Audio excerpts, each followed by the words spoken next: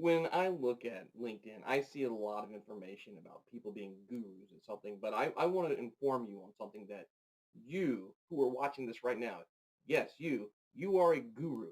And I know you're probably thinking, me, John? Me, a guru? I'm just a regular person who happens to have a keyboard. That's what I do. And I promise you, you are a guru.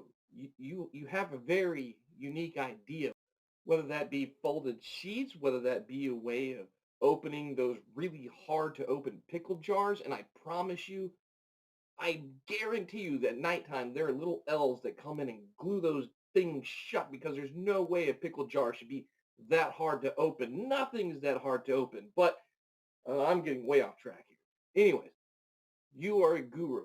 You have an idea.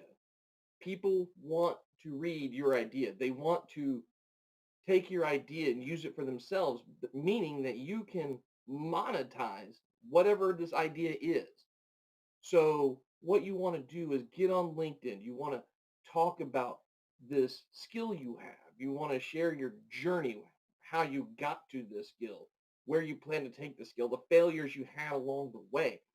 And you're going to build a personal brand and people are going to get to know you and they're going to want to get to know your ideas and then you can monetize your idea no matter how you package it, whether it's a course, a video, or a webinar, or something.